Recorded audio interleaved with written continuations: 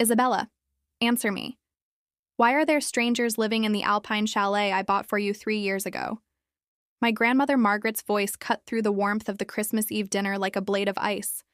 The crystal glass she slammed onto the table didn't break, but the silence that followed shattered everything. Outside, the snow was falling softly on the aspen pines, but inside the temperature had dropped to absolute zero. Across the table, my father, Ryan, stopped mid-laugh, his fork hovering halfway to his mouth. My mother, Elizabeth, froze, her eyes widening in a panic I had never seen before. I sat there shivering slightly in my thin sweater, completely confused. I looked at Grandma, then at my parents. "Grandma," I whispered, my voice trembling. "What shall I?" "I live in a damp basement apartment on the east side. I've never owned a house in my life. Drop a comment and let me know where you're listening from and what time it is for you right now. I'd love to know who's part of our community." Grandma's eyes narrowed into slits. She didn't look at me. She looked straight at my parents. "You told me you were managing it for her. You told me the renters were temporary and the money was going into a trust." My father, Ryan, laughed nervously, the sound hollow and brittle. "Mother, you've been in Europe for years. You're confused. It's a corporate retreat. We're renting it out to manage the overhead costs for Isabella's future." "No," Grandma snapped, her voice rising. "I went there yesterday. The people inside said, 'They are the in-laws of your daughter, Sydney.' They said they pay $6,000 a month in rent directly to Ryan Hansen." The room spun. $6,000 a month. My bank account currently had $15 in it. I looked at my sister, Sydney. She was wearing a cashmere sweater that cost more than my entire wardrobe. She turned pale, her eyes darting to our mother, pleading for an intervention. In the past, I would have cried. I would have asked if I had done something wrong to deserve this confusion. For 26 years, I had been the unlucky one, the one who wasn't good with money, the one who needed help. I believed them. I internalized their narrative. I thought my inability to get ahead was a personal failing, a character flaw that I needed to fix. That was the invisible chain they had wrapped around my neck. The constant, subtle suggestion that I was broken and they were my saviors. But looking at my father's sweating forehead and my mother's terror, the chain snapped. This wasn't bad luck. This wasn't my incompetence. This was theft. I didn't scream. I didn't flip the table. The lines of the room sharpened like a high-contrast filter had been applied to my vision. I felt a cold clarity wash over me, turning my blood to ice water. It was the clarity of a balance sheet finally balancing. I picked up my napkin, folded it neatly, and placed it next to my plate. "Dad," I said, my voice steady and low, "did you sign a lease with Brandon's parents in my name?" "It's complicated, Bella." My mother Elizabeth interjected, her voice high and shrill. "We were protecting the asset. You know how overwhelmed you get with paperwork. We didn't want to burden you." "Answer the question," I said, cutting her off. "Did you forge my signature on a lease for a property I didn't know I owned?" The silence was loud. Sydney dropped her fork. It clattered against the fine china, the sound of their perfect facade cracking. "We didn't forge anything," Sydney stammered, defeative now, her chin jutting out. "You signed a power of attorney years ago. Remember when you had that car accident?" I stared at her. The car accident where they told me they couldn't help with the medical bills because they were cash poor. The accident that ruined my credit. They had used my vulnerability to steal my future. I revoked that power of attorney the day I turned 25. I lied. I hadn't. But I needed to see their faces. My father flinched. That was all the confirmation I needed. They weren't just bad parents. They were criminals. And I wasn't their daughter anymore. I was their prosecutor. "Let's be clear about what we mean by burden," I said, my voice calm, but laced with venom.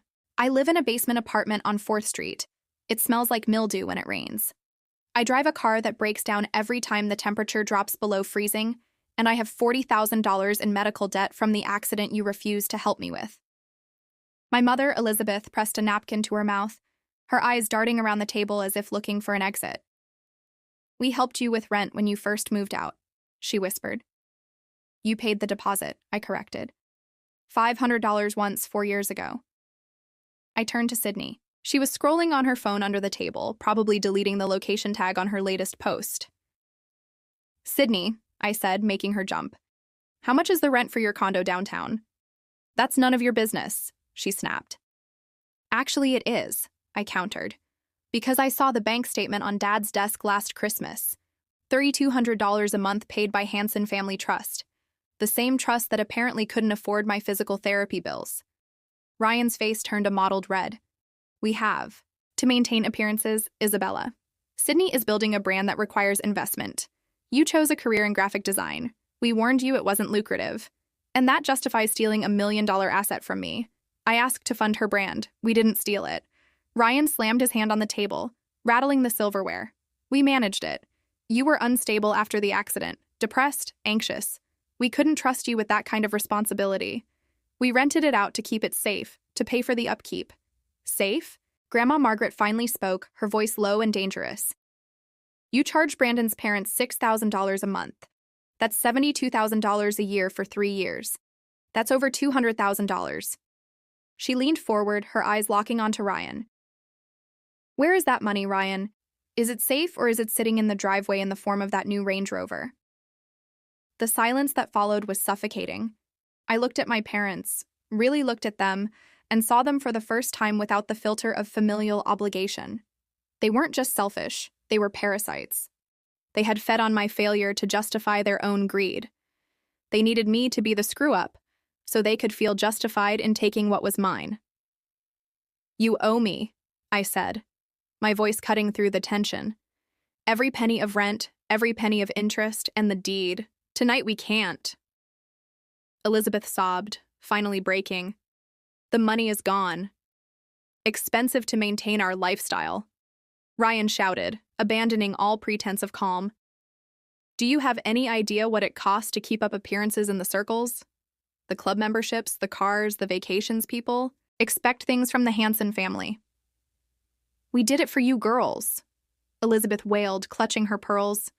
So you could have the right connections. So you could marry well? You mean so Sydney could marry well? I said, my voice dripping with disdain. I wasn't part of that plan, was I? I was just the collateral damage. You were always so difficult. Ryan spat, pointing a trembling finger at me. Always so emotional, so sensitive. We knew you'd just blow the money on some artistic nonsense. We were protecting the asset for the future of the family. Grandma Margaret stood up slowly. She looked at Ryan with an expression I had never seen before. Not anger, but profound disappointment. You have lied to everyone, she said softly. But most of all, you have lied to yourselves. You convinced yourselves that robbing your own daughter was an act of love, that crippling her future was protection. That is a sickness, Ryan, a deep, rotting sickness. We're not sick, Sydney yelled, standing up to defend her parents. We're just trying to survive. You don't understand the pressure, Grandma. Isabella would have wasted it. She doesn't know how the real world works, I said, standing up to face my sister. I know how the real world works. I know that in the real world you don't forge signatures, you don't steal from family, and you don't gaslight the people you're supposed to love into thinking they're crazy just so you can buy a new purse. I looked at my mother. You told me I was unlucky. You told me I just didn't have the head for business. You made me believe I was broken so you wouldn't have to feel guilty about breaking me. Elizabeth sobbed harder, but it wasn't the cry of someone sorry for what they'd done. It was the cry of someone terrified of the consequences. I'm done being your scapegoat, I said, and I'm done being your bank. Grandma Margaret pulled a phone from her pocket. It's time, she said into the receiver. The heavy oak doors of the dining room swung open. A gust of wind blew snow into the room, followed by a figure in a dark overcoat. Mr. Walter stepped into the room, shaking the snow from his shoulders. He didn't look like a guest. He looked like an executioner in a bespoke suit. He carried a leather briefcase, which he placed on the sideboard with a heavy thud. Good evening, he said, his voice devoid of warmth. I believe we have some business to conclude. Ryan paled. Walter, what are you doing here? This is a private family dinner. Not anymore, Mr. Walter said, snapping the latches of his briefcase open. Mrs. Margaret Hanson retained my services a week ago. We've been quite busy. He pulled out a stack of documents and laid them on the table, right next to the untouched Christmas roast. Exhibit A, he said, sliding a paper toward Sydney. A deed transfer for the Alpine chalet dated 3 years ago, signed by Isabella Hanson, or rather signed by someone attempting to copy her signature. He pulled out a second document, a forensic handwriting analysis confirming that the signature is a forgery and, remarkably, similar to the handwriting of one Sydney Hanson Miller. Sydney gasped, shrinking back into her chair. I just did what Dad told me to. Exhibit B. Mr. Walter continued, ignoring her outburst. He slid a thick stack of bank statements toward Ryan. The account records for the Hanson Family Trust. We traced the rent payments from the chalet. Not a single cent went into savings or maintenance. It went to, let's see, a lease on a Range Rover, tuition for a social media marketing course, and significant transfers to a cryptocurrency exchange that has since collapsed. Ryan slumped in his chair, defeated. The evidence was irrefutable. It was laid out in black and white, a paper trail of their greed and incompetence. And finally, Mr. Walter said, his voice dropping an octave, Exhibit C. He reached into a separate folder and pulled out a single plastic sleeve document. It was charred around the edges, yellowed with age. We found this, he said, looking directly at me. It was in the bottom of a safe deposit box your father emptied this morning. He handed the document to me. My hands shook as I took it. It was a letter from the Parsons School of Design, dated 5 years ago. Dear Isabella, I read, my voice barely a whisper. We are pleased to inform you that you have been accepted with a full merit scholarship. I looked up, tears blurring my vision. You told me I didn't get in. You told me I wasn't good enough. We couldn't let you leave, Elizabeth cried out. We needed you here. Who would have taken care of us? Who would have helped? Helped? I whispered. You burned my future. You kept me small. You kept me poor just so you could have a servant. The realization hit me with the force of an avalanche. My life, my struggle, my doubt, my failure. It wasn't real. It was manufactured. They had engineered my smallness to feed their largeness. I looked at Mr. Walter. What are my options? Civilly, he said. We can sue for fraud, embezzlement, and emotional damages. Criminally, well, forgery and grand larceny carry significant prison sentences. Ryan looked up, terror in his eyes. Bella, please. You wouldn't put your own father in jail. I looked at the charred letter in my hand. It smelled faintly of old smoke, the scent of the life I should have had. I looked at the luxury around me, bought with my stolen life. I wouldn't, I said, but the prosecutor might. The room descended into chaos. It's her idea, Ryan shouted, pointing a shaking finger at Elizabeth. She's the one who said Isabella would leave us. She's the one who burned the letter. You coward, Elizabeth shrieked, her face contorted. You spent the rent money. You're the one who lost it all on those stupid investments. Dad made me sign the deed. Sydney wailed, tears streaming down her face, ruining her perfect makeup. They were climbing over each other, clawing and biting, desperate to escape the consequences of their collective actions. Stop it, I yelled, my voice cutting through their noise. Just stop. They froze, looking at me. I don't care whose idea it was, I said, my voice steady now.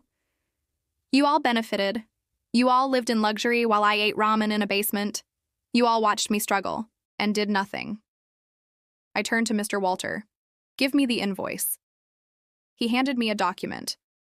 I placed it on the table in front of Ryan. $2,400,000. I said, restitution for the rent, interest, punitive damages, and compensation for the scholarship you stole.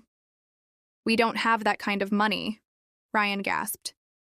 Then you'll sell everything, I said coldly.